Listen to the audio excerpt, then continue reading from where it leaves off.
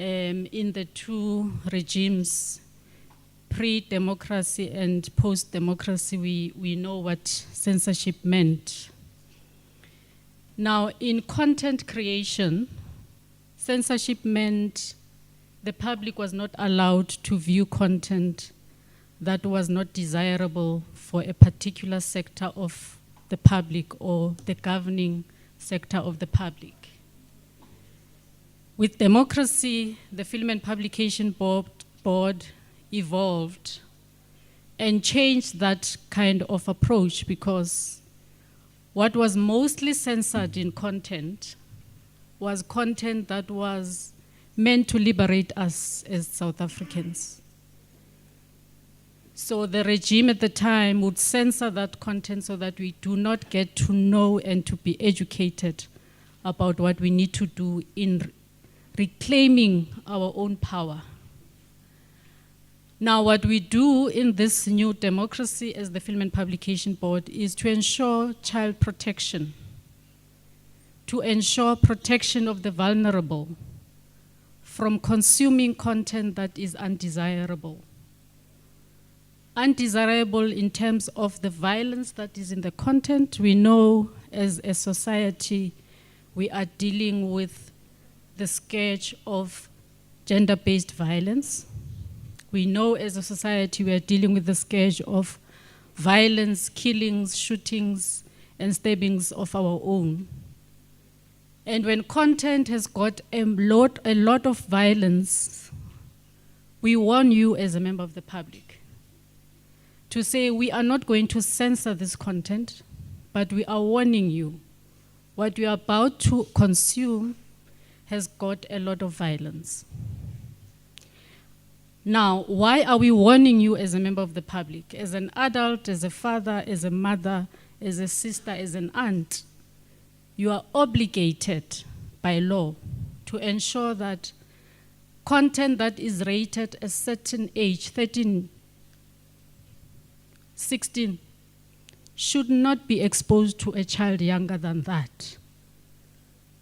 Why? Because psychologically, emotionally, physically, that child will not understand the entertainment aspect of the violence that is contained in that content, of the nudity that is contained in that language, of the vile language that is used in that content.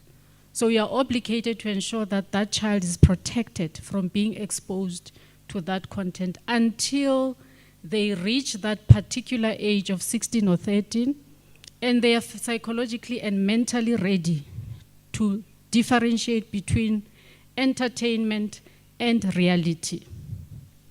So the role that we play in this space and with the the change in how we access content, all of us in this room have got cell phones, correct?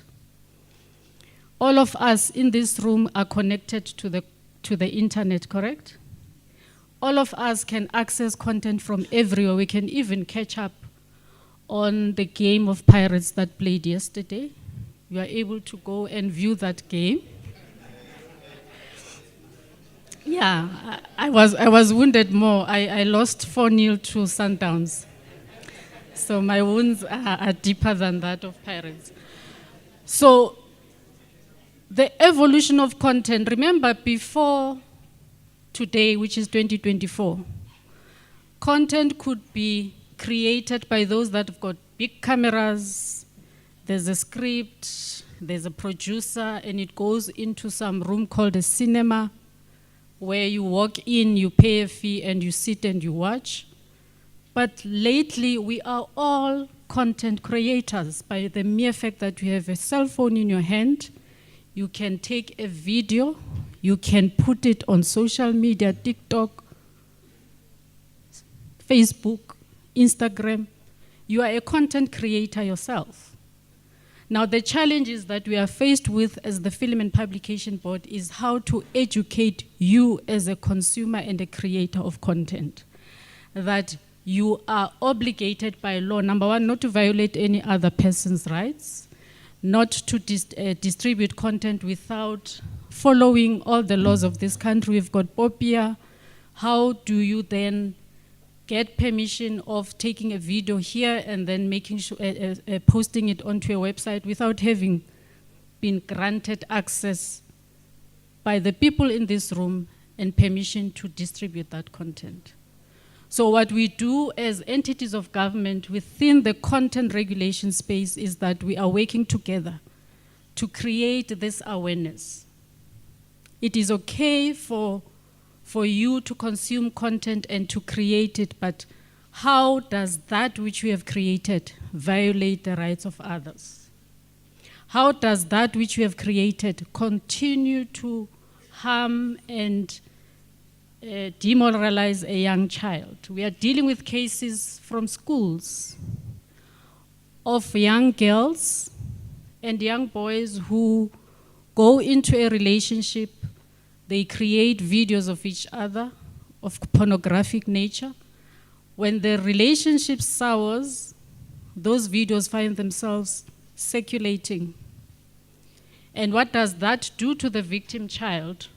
The victim child goes through depression. The victim child isolates themselves to a point where most of them commit suicide. So we are on a drive, and I'm speaking to the community here to say, be conscious of what you post on social media. Ask yourself the first question: whose rights am I violating? Is this content worth going viral or going onto the social media sites? Am I going to leave tomorrow or in the next 5 years and be proud of what I created and put on social media? How does that, as a young person, which you have created today, how will that affect you as a potential employee in the future when that surfaces? Because what recruitment agencies and companies are doing now, they go onto your social media profile. They look at what we have created, what we have done, how you have been taking pictures of yourselves in taverns, drinking and doing wild things, and they look and say, is this person worth having in our own employ? So be careful of what you do on social media, what you post, and how much that affects the next person. But most of all, how much that affects you as an individual. Thank you. I think that is in a nutshell what the film and publication does. Thank you.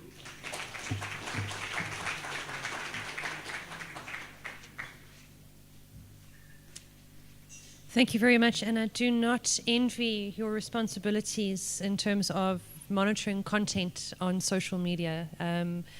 And also as politicians in this room, our main battle now is fake news. We can see how it affects election results and how it kills democracy. And democracy is something that we must protect at all costs. Due to popular demand, Mr. Kubeka, Justice Kubeka, you have been asked to come and entertain us again.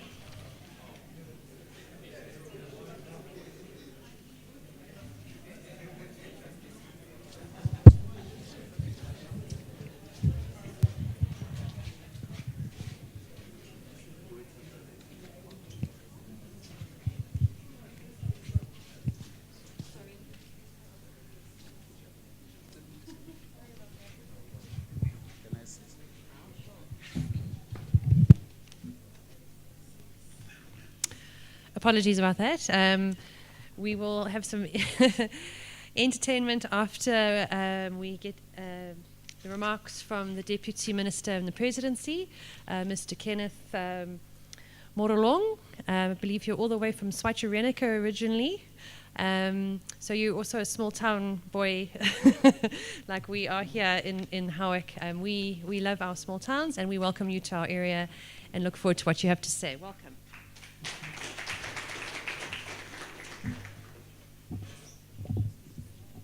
No, thank you very much,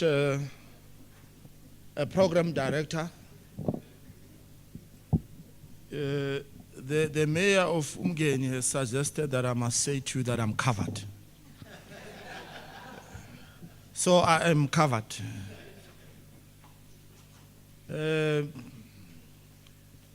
Mayor Zuma, Mayor Tebola, our host Mayor Councillor Papas, distinguished deputy mayors and speakers and all councillors assembled here, our social partners, our public entities, the community of Umgeni, ladies and gentlemen, good afternoon. On that very fateful day of the 5th of December 2013, we had received shocking news that a nation had lost its father. Nelson Mandela had ceased to breathe. The only individual in this country who was referred to profoundly as the father of the nation, a label, a title he donned with so much honor, with so much dignity, with so much grace, with so much humility. It is such a great honor being here today on this memorial site where Nelson Mandela was arrested many years ago. We are assembled here to commemorate the life of an icon and to celebrate 30 years of a democracy which was hard won.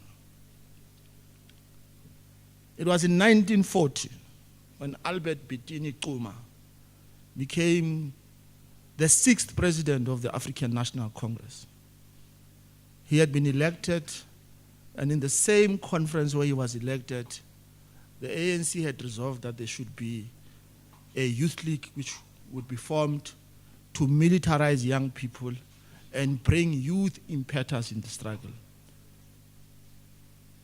It was a subsequent year, 1941, 1942, when Nelson Mandela and his generation, Majombozi, Sisulu, and Tambo, knocked on the door of A.B. Xuma in Sophia Tower to demand that the formation of the Youth League be fast-tracked.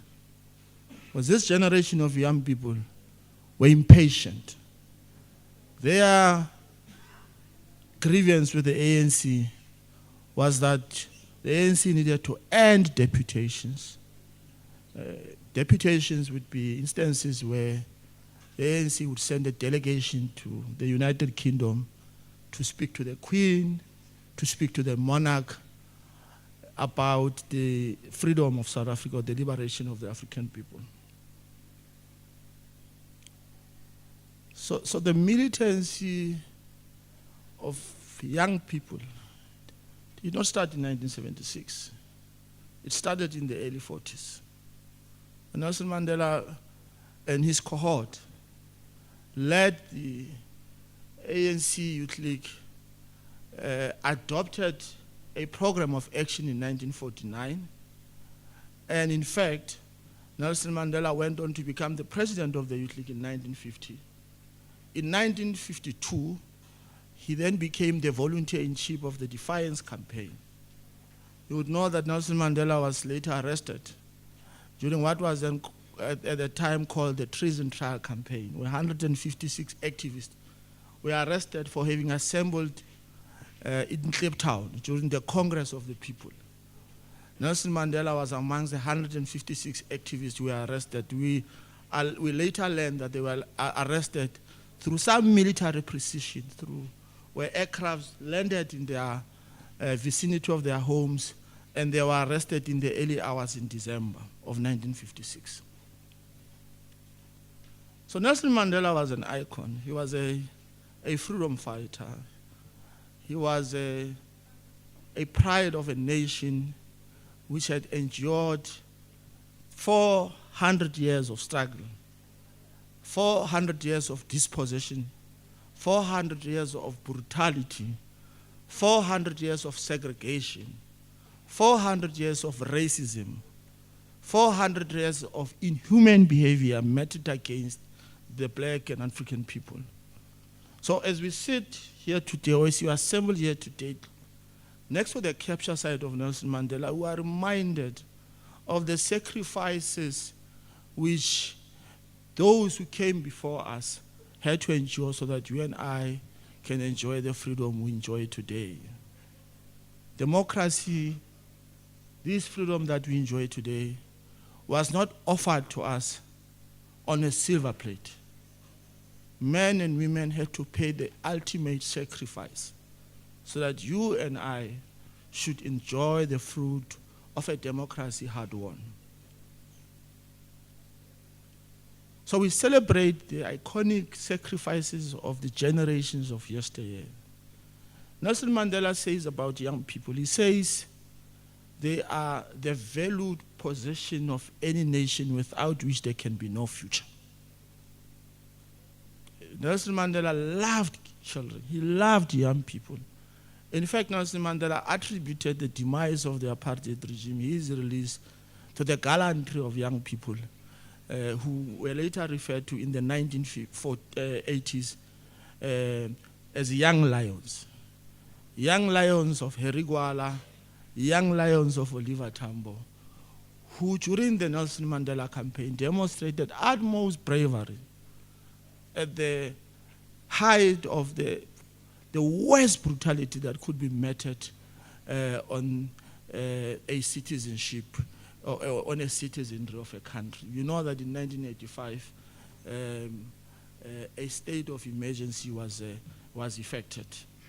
We know that when Nelson Mandela returned from prison, one of the first places he visited, and we later learned during our visit here, that it was a gravesite of the first founding president of the ANC, Langali Balele Dube.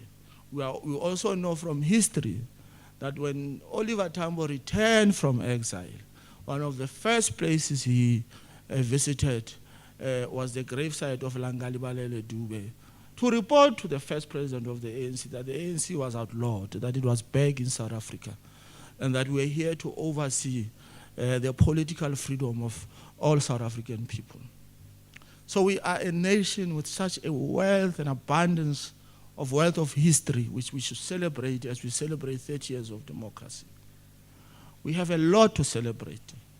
We have a lot to celebrate from the sacrifices of the generation of yesteryear.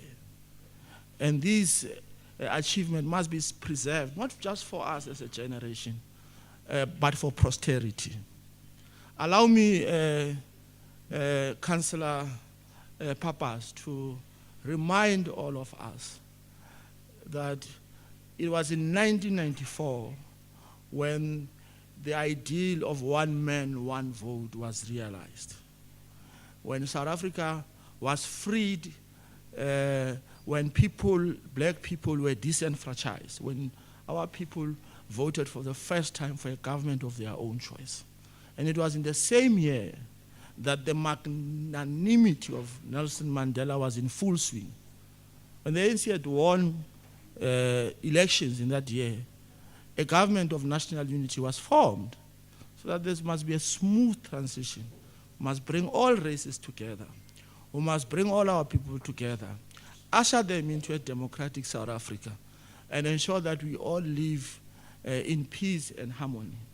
It was Nelson Mandela who came out of Robben Island, went into Robben Island a very bitter, militant, angry young man, having been sentenced to life, having been ready to go to the gallows for the freedom of his people. When he returned there a changed man.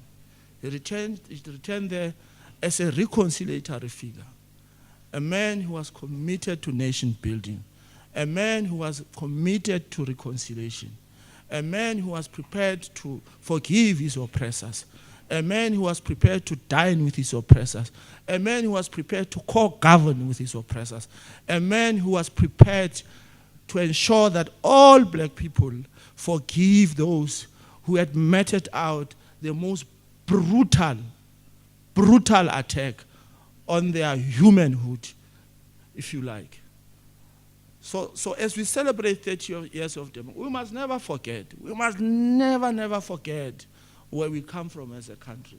We must never forget where we come from as a country, where old men were forced to strip naked by young white policemen here in Durban, who were forced to take STI tests because they had come into Durban to work. We must never forget how brutal the apartheid regime was. We must never forget the spatial planning of apartheid, where people were segregated and were not able to live together. If we dare do that, we will be insulting the sacrifices of our forebears. We will be, I want to use a proper word, I almost said what on the achievements of our democracy. But we dare not forget where we come from. 30 years down the line, the African National Congress loses its parliamentary majority. The people have spoken. Our people enjoins us to work together. A government of national unity is formed so that we must put our people first, as we did in 1994, that we must put our differences aside and really craft a new country for all of us to live in peace and harmony. A new government, rather, so that all of us can live in peace and harmony. This is an achievement we must be proud of, because our political system and our democratic system continues to show resilience. That in spite of the fact that a ruling party which has governed for 30 years loses power, South Africans are able to rally behind one government and say we are uniting behind this government because in the first instance we want to build a capable and ethical state.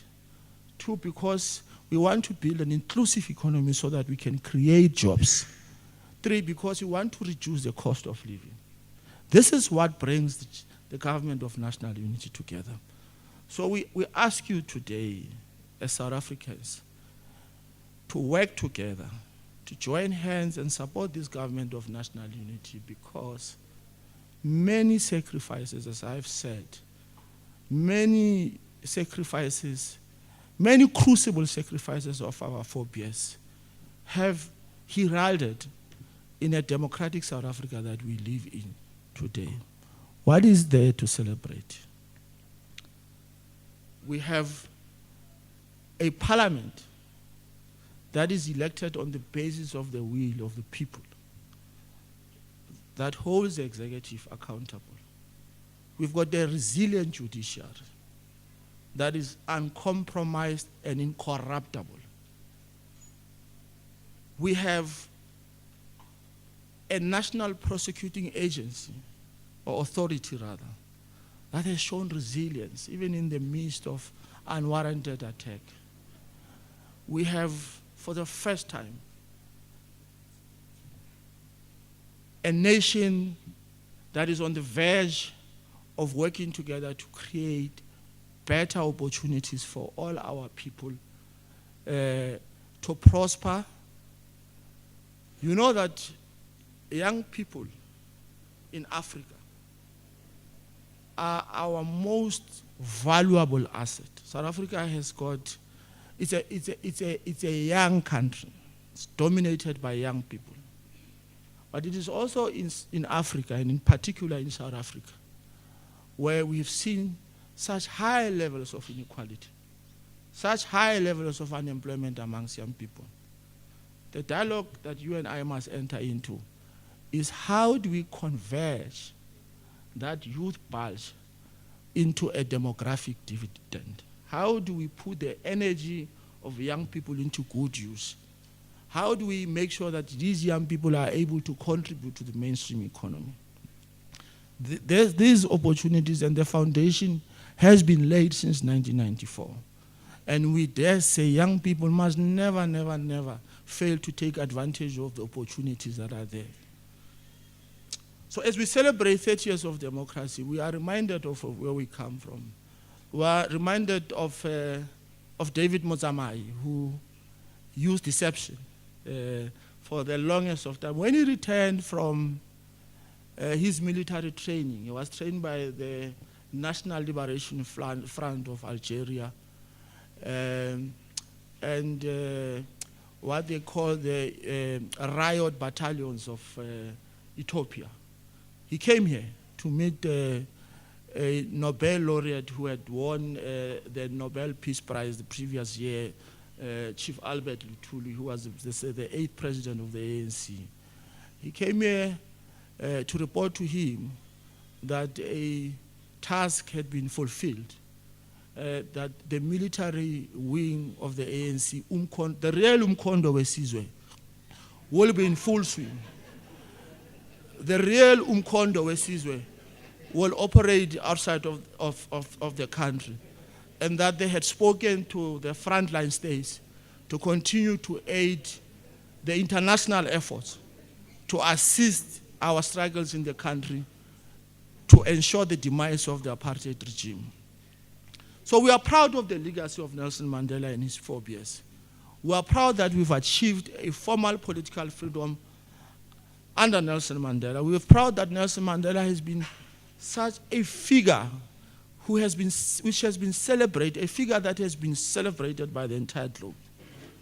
So that the current generation of young people who are here today, assembled here today, you have no excuse.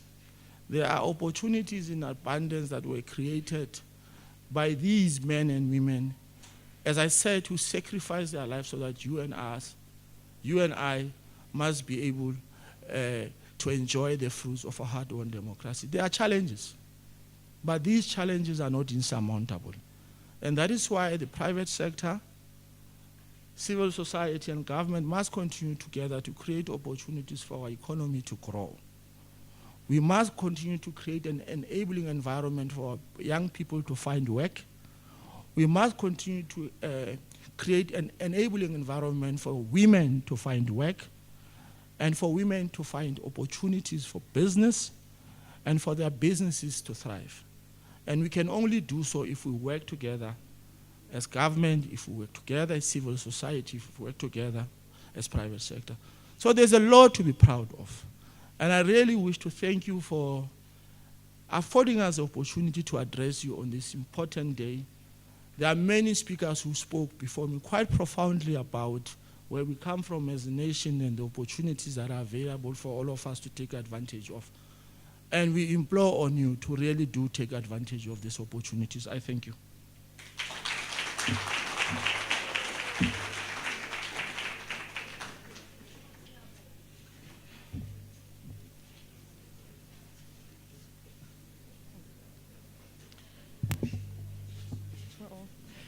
Thank you very much, Deputy Minister. No, thank you. You're quite tall. Thank you. So I remember I was 17 in 1994, and I was gutted that I couldn't vote for the first time. But I used to be incredibly embarrassed to come from Howick because it was the place that Nelson Mandela got arrested. I'm now very proud that it's a place that we can celebrate history, because we cannot have a future if we forget about our past. So thank you for reminding us of that, Deputy Minister. We'll now go on for lunch, and we'll have our entertainment during lunch. Before? Okay. So we'll have our entertainment before we go to lunch, but just some house rules. This is table 1. You will go and dish up first. Table 2 will go next. Table 3 after that. And then we will have the tables with the veterans to be served next, or to go to serve up lunch next. And then it will be officials from the department.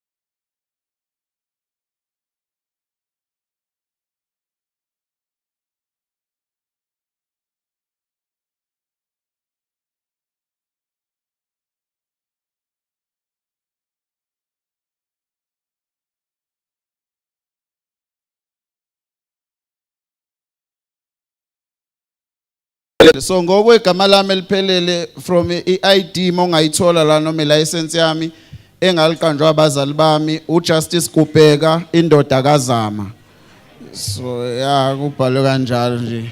So ma ungibona uJustice ngizokuziba funa uJustice Kubheka indoda kaZama then bese ngiyaphenduka yeah.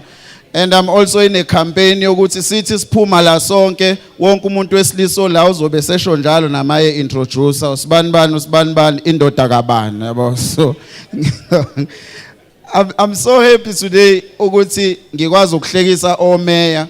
I think after 30 years sengikuprovile nami ukuthi I'm really a great comedian because akulula ukuhlekisa omeya ngoba banama bodyguard. So mawushaya ijoke abamane bahleke baqala baqalaza ama bodyguard ukuthi kusafe yini yabo.